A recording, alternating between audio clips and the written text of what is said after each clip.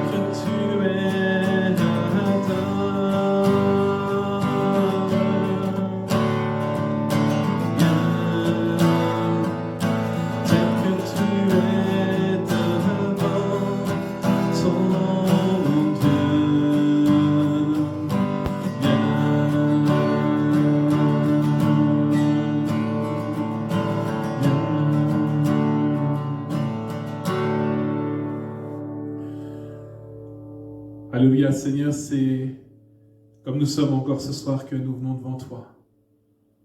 Au-delà, Seigneur, des masques que nous pourrions porter, tu nous connais bien mieux que nous-mêmes. Tu sais exactement de quoi nous avons besoin. Et c'est pour ça que nous venons encore à toi ce soir. Tu sais toutes choses et Seigneur, nous voulons tout te remettre encore. Bénis ces moments, ces instants et maintenant prépare nos cœurs à ta parole, Seigneur, ce que tu vas encore nous dire ce soir. Merci parce que tu es notre Dieu et nous t'adorons encore en toutes choses. Que ton nom soit glorifié, mon Sauveur et mon Roi. Amen. Amen. Voilà, on va écouter la parole de Dieu ensemble. Alléluia. Bonjour les amis, bonjour les frères, les sœurs. On se retrouve au travers de cette vidéo. Pour l'instant, on ne peut pas encore aller à l'église, ça va pas tarder, j'espère aussi. J'espère que vous allez bien. Et je vous invite à ouvrir votre Bible dans la Genèse, chapitre 22 au verset 4. J'aimerais vous parler de l'accomplissement du plan de Dieu. Dieu est toujours le même. Il a son plan et c'est ce plan qui s'accomplit. Nous savons que l'Ancien Testament est l'ombre des choses à venir. Et donc que si Dieu commence à dévoiler son plan au travers de personnages, de personnes dans l'Ancien Testament, il dévoile complètement son plan dans le Nouveau Testament avec Jésus, qui est venu accomplir la loi, c'est-à-dire les Écritures. Genèse 22, 4.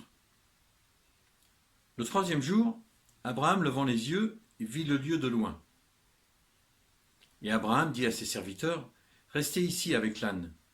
Moi et le jeune homme, nous irons jusque-là pour adorer, et nous reviendrons auprès de vous. » Abraham prit le bois pour l'holocauste, le chargea sur son fils Isaac, et porta dans sa main le feu et le couteau. Et ils marchèrent tous les deux ensemble. Alors Isaac, parlant à Abraham son père, dit, « Mon père. » Il répondit, « Me voici, mon fils. » Isaac répondit, « Voici le feu et le bois, mais où est l'agneau pour l'holocauste » Abraham répondit, « Mon fils, Dieu se pourvoira lui-même de l'agneau pour l'holocauste. » Et ils marchèrent tous deux ensemble. Lorsqu'ils furent arrivés au lieu que Dieu lui avait dit, Abraham y éleva un autel, et rangea le bois. Il lia son fils Isaac, et le mit sur l'autel, par-dessus le bois. Puis Abraham étendit la main, et prit le couteau pour égorger son fils. Alors l'ange de l'Éternel appela des cieux et dit, « Abraham, Abraham !» Il répondit, « Me voici. » L'ange dit, « N'avance pas ta main sur l'enfant et ne lui fais rien, car je sais maintenant que tu crains Dieu et que tu ne m'as pas refusé ton fils, ton unique. » Abraham leva les yeux et vit derrière lui un bélier retenu dans un buisson par les cornes. Et Abraham alla le prendre et l'offrit en holocauste à la place de son fils. Abraham donna à ce lieu le nom de Jéhovah-Jireh. C'est pourquoi l'on dit aujourd'hui, à la montagne de l'Éternel, il sera pourvu. L'ange de l'Éternel appela une seconde fois Abraham des cieux et dit, je le jure par moi-même, parole de l'Éternel, parce que je te bénirai et je multiplierai ta postérité, comme les étoiles du ciel et comme le sable qui est sur le bord de la mer, et ta postérité possédera les villes de ses ennemis. Lorsque nous posons une question, ou que nous prions, nous aimons bien avoir des réponses rapides. Mais Dieu a son temps. Le temps de Dieu n'est pas notre temps. Il y a des réponses qui ne viennent pas aussitôt la question posée. Où est l'agneau ? La réponse d'Abraham n'est pas mauvaise dans l'exemple. Dieu se pourvoira lui-même. Cette réponse est bonne pour l'instant car c'est ce que vivent Abraham et Isaac. Dieu s'est pourvu lui-même comme toujours et on le remarque dans ce cas avec le bélier. Pour le moment, Dieu apporte la réponse qu'il faut. Il s'agissait d'une épreuve pour Abraham. Juste avant l'ultime coup, sur Isaac, Dieu intervient. Verset 12, l'ange dit, « N'avance pas ta main sur l'enfant, et ne lui fais rien, car je sais maintenant que tu crains Dieu et que tu ne m'as pas refusé ton fils, ton unique. » Dieu ne se plaît pas à nous envoyer des épreuves pour son plaisir. L'épreuve n'est pas inutile pour Abraham. Dieu sait très bien qu'Abraham craignait Dieu, mais l'épreuve nous apprend sur nous-mêmes et nous fait avancer. Et c'est pareil pour nous. On est plus fort quand on sort de l'épreuve. On apprend sur Dieu, on apprend sur soi. Dieu a vu la disposition d'Abraham. Je sais que tu crains Dieu. Et Abraham a vu la fidélité de Dieu. Dieu a pourvu. Jéhovah-Jireh. Suite à l'obéissance, il y a la promesse. Genèse 22:15, l'ange de l'Éternel appela une seconde fois Abraham des cieux et lui dit, « Je le jure par moi-même, parole de l'Éternel, parce que tu as fait cela et que tu ne m'as pas refusé ton fils, ton unique, je te bénirai et je multiplierai ta postérité, comme les étoiles du ciel et comme le sable qui est sur le bord de la mer. Et ta postérité possédera les villes de ses ennemis. Toutes les nations de la terre seront bénies en ta postérité, parce que tu as obéi à ma voix. » Le plan de Dieu va continuer 2000 ans plus tard. Le plan de Dieu sera complètement dévoilé. C'est Jean-Baptiste qui va apporter la réponse à la question d'Isaac. Où est l'agneau ? Dans l'évangile de Jean, chapitre 1, verset 29, il est écrit « Le lendemain, Jean vit Jésus venir à lui et il dit, voilà l'agneau de Dieu qui ôte le péché du monde. C'est celui duquel je disais, après moi vient un personnage qui m'est préféré, car il était avant moi, et pour moi je ne le connaissais point. Mais afin qu'il soit manifesté à Israël, je suis venu à cause de ceux-là baptisés d'eau. » Un peu plus loin, il est écrit, verset 35, « Le lendemain encore, Jean s'arrêta, et avec lui 2 de ses disciples. Et regardant Jésus qui marchait, il dit, « Voilà l'agneau de Dieu. » Et les 2 disciples l'entendirent, tenant ce discours, et ils suivirent Jésus. Oui, c'est bien Jésus l'agneau. Avec Abraham et Isaac, la réponse a été bonne, mais il a fallu continuer de dévoiler. Et pour cette époque-là, il a fallu continuer à offrir des sacrifices. De génération en génération, les hommes ont continué à apporter des sacrifices. Mais ces offrandes ne suffisaient pas, car il fallait les renouveler régulièrement. Le plan de Dieu pour le salut a été pleinement dévoilé avec Jésus. Environ 1800 ans après la question, la réponse est pleinement donnée et accomplie en Jésus. Voilà l'agneau de Dieu qui ôte le péché du monde. Je vous invite à lire un autre texte dans Genèse, verset 10. Il est écrit « Jacob partit de Beer-shéba et s'en alla à Charan. Il arriva dans un lieu où il passa la nuit, car le soleil était couché. Il y prit une pierre dont il fit son chevet, et il se coucha dans ce lieu. Il eut un songe, et voici une échelle était appuyée sur la terre, et son sommet touchait au ciel. Et voici les anges de Dieu montaient et descendaient sur cette échelle. Et voici l'Éternel se tenait au-dessus d'elle, et il dit, « Je suis l'Éternel, le Dieu de ton père, Abraham, et le Dieu d'Isaac. La terre sur laquelle tu es couché, je la donnerai à toi et à ta postérité. Ta postérité sera comme la poussière de la terre. Tu t'étendras à l'Occident, à l'Orient, au Septentrion et au Midi, et toutes les familles de la terre seront bénies en toi et en ta postérité. » On connaît bien cette histoire de Jacob. Il part chez Laban. Il fuit son frère Ésaü. Parce que jusque-là, Jacob n'a pas été très très bon. Jacob était le trompeur. Jacob était le supplanteur de son frère Ésaü. Jacob vivait jusque-là sans trop se soucier des choses de Dieu, sinon pour les choses matérielles. Et quand il part à ce moment-là, la liste des patriarches est courte. Abraham, Isaac, mais il n'y a pas encore Jacob. Jacob part de Beer-shéba et au bout d'une centaine de kilomètres, arrive à un endroit où il va passer la nuit. Dans le livre de Job, avec Elihu, nous savons que Dieu parle tantôt d'une manière, tantôt d'une autre. Et cette nuit-là, Dieu va parler à Jacob au travers d'un songe. Le verset 12 que nous avons lu, « Et voici une échelle était appuyée sur la terre et son sommet touchait au ciel. » L'échelle est appuyée sur la terre, montée jusqu'au ciel.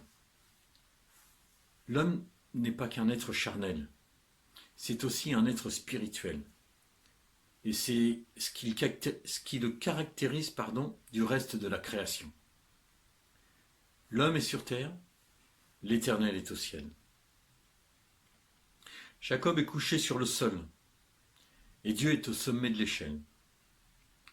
Déjà là, par cette échelle, il y a une proposition d'accès pour Jacob de la part de Dieu. Accès aux choses spirituelles, aux choses de Dieu. Sur cette échelle, les anges montent et descendent. Les anges sont des êtres spirituels au service de Dieu. Avec ce songe, Dieu veut éveiller Jacob aux choses spirituelles, aux choses qui ont de l'importance. Nous sommes attachés sur cette terre, matériel, car nous vivons dans un monde matériel. Mais il y a aussi un monde spirituel, un monde que Dieu veut nous faire connaître.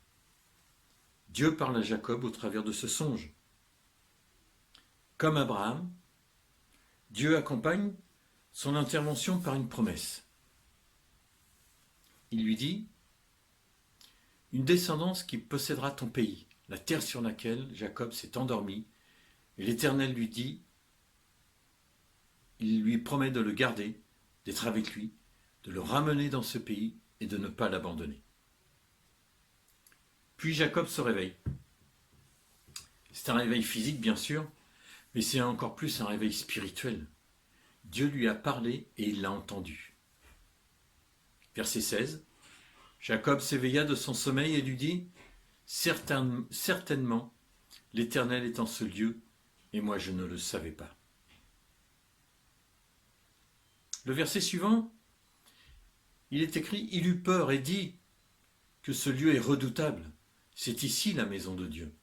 C'est ici la porte des cieux. Et Jacob se leva de bon matin, il prit la pierre dont il avait fait son chevet, il la dressa pour monument et il versa de l'huile sur son sommet. Il donna à ce lieu le nom de Béthel, mais la ville s'appelait auparavant Luz. Jacob a eu peur. Mais c'est un éveil spirituel qu'il a. Les choses qu'il ne connaissait pas encore. La peur peut être une bonne réaction si elle ne dure pas. Elle peut nous éveiller. Et c'est ce qu'a avec Jacob. Jacob, lui, il élève une stèle, l'appelle Béthel, maison de Dieu, et il s'engage à donner la dîme de tout ce que l'Éternel lui accordera. Je vous invite à lire un autre texte dans le Nouveau Testament, Jean, l'évangile de Jean, chapitre 1, verset 47. Jésus, voyant venir à lui Nathanaël, dit de lui, « Voici vraiment un Israélite dans lequel il n'y a point de fraude. » « D'où me connais-tu » dit Nathanaël. Jésus lui répondit, « Avant que Philippe t'appelât, quand tu étais sous le figuier, je t'ai vu. » Nathanaël répondit et lui dit, « Rabbi, tu es le Fils de Dieu, tu es le roi d'Israël. » Jésus lui répondit, « Parce que je t'ai dit que je t'ai vu sous le figuier, tu crois. Tu verras de plus grandes choses que celles-ci. » Il lui dit, « En vérité, vous verrez désormais le ciel ouvert et les anges de Dieu monter et descendre sur le Fils de l'homme. » Vous verrez désormais le ciel ouvert et les anges de Dieu monter et descendre sur le Fils de l'homme. En écoutant ces paroles, les disciples savent très bien à quoi Jésus fait allusion. L'histoire de Jacob, elle est connue de tous les Juifs. En vérité, vous verrez désormais le ciel ouvert et les anges de Dieu monter et descendre sur le Fils de l'homme. Permettez-moi cette affirmation. Voilà l'échelle de Jacob. C'est bien sûr spirituellement que Jésus parle. Jésus est parfaitement homme, parfaitement Dieu. C'est lui qui établit la relation. C'est lui qui est l'intermédiaire entre Dieu et les hommes.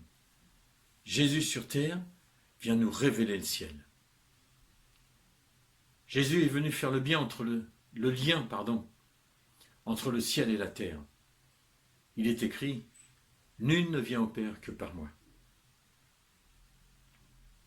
Jésus répond à Nathanaël, « Parce que je te dis que je t'ai vu sous le figuier, tu crois. » Et Jésus continue, « Tu verras de plus grandes choses que celles-ci. » Voilà qui est bien plus important que tous les miracles. Nathanaël a été interpellé par la révélation de Jésus. Mais Jésus lui répond par plus important encore. Tu verras de plus grandes choses que celles-ci. Jacob avait été éveillé aux choses de Dieu, au travers de son songe, avec cette échelle qui lui ouvrait le ciel. Jésus vient accomplir la parole. Jésus se déclare comme étant pleinement l'accomplissement de la vision de Jacob. Vous verrez désormais le ciel ouvert et les anges de Dieu monter et descendre sur le Fils de l'homme. Jésus dirige la pensée de ceux qui l'entourent sur son ministère qui commence, la bonne nouvelle du salut. C'est le plan de Dieu révélé et accompli en Jésus-Christ. Là encore, il y a environ 1700 ans entre ces deux événements, entre l'échelle de Jacob et la révélation de Jésus. Les choses de Dieu ne sont pas toujours révélées entièrement. Souvent, il y a des étapes dans nos vies. Mais Dieu a son plan et nous inclut dans son plan. Son plan, c'est la bonne nouvelle du salut. C'est ça qui est important. Tu verras de plus grandes choses encore. La parole de Dieu, la parole annoncée par Jésus, les choses faites par Jésus, mais l'annonce du salut, la bonne nouvelle. Pour terminer, j'aimerais vous lire ces deux versets dans Colossiens, chapitre 3, versets 1 et 2. Colossiens 3, il est écrit « Si donc vous êtes ressuscités avec Christ, cherchez les choses d'en haut, où Christ est assis à la droite de Dieu. Affectionnez-vous aux choses d'en haut et non à celles qui sont sur la terre. » Affectionnez-vous aux choses d'en haut. Voilà, c'est aux choses d'en haut que Dieu veut que nous soyons affectionnés. Avoir de l'affection, aimer ces choses. Voilà les choses d'en haut vers lesquelles nous allons. Si donc, il est écrit, si donc vous êtes ressuscités avec Christ, nous sommes ressuscités, nous avons accepté le sacrifice de Jésus pour nos vies, nous sommes sauvés, nous avons le salut. Alors affectionnons-nous aux choses d'en haut. Dieu se révèle, tantôt d'une manière, tantôt d'une autre. Dieu veut notre bien. Dieu parle à chacun en fonction de la personne qu'il est. Dieu sait très bien nous parler à chacun. La chose qui est certaine, c'est que Dieu veut que nous nous affectionnons aux choses d'en haut. Les choses matérielles sont importantes et Dieu nous bénit aussi dans les choses matérielles. Dieu nous bénit dans nos vies. C'est ce dont nous avons besoin. Dieu pourvoit. Comme il a pourvu avec Abraham, Dieu pourvoit toujours, que ce soit dans les matériels ou dans les choses spirituelles. Mais le plus important, ce sont les choses d'en haut. Affectionnons-nous aux choses d'en haut. Que Dieu vous bénisse, mes frères, mes sœurs, que Dieu vous fasse du bien et que nous puissions aussi, lorsqu'on se reverra à l'église, chercher ensemble les choses d'en haut, prier ensemble pour les choses d'en haut. Lisez la parole de Dieu. C'est elle qui nous élève, c'est elle qui nous indique, au travers de Jésus, les choses d'en haut. Affectionnez-vous aux choses d'en haut.